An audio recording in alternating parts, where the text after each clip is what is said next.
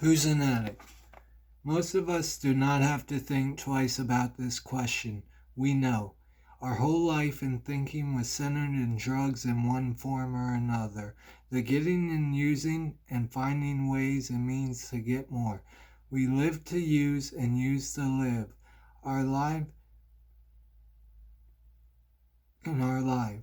Very simply, an addict is a man or woman whose life is controlled by drugs. We are people in the grips of a continuing and progressive illness whose ends are always the same: jails, institutions, and death.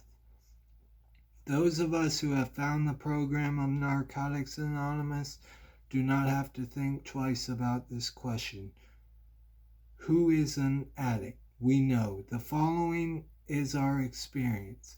As addicts, we are people who use of any mood-altering, mind-changing substance causes a problem in any area of our life. Addiction is a disease that involves more than the use of drugs. Some of us believe the disease was present long before the first time we used.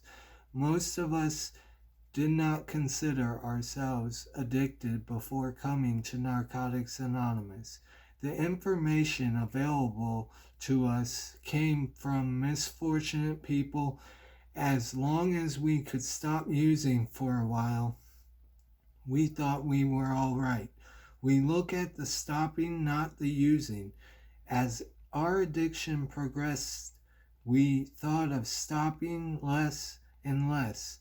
Only in desperation did we ask ourselves, could it be the drugs? We did not choose to become addicts. We suffer from a disease that expresses itself in ways that any antisocial and that makes detection, diagnosis, and treatment difficult. Page 2.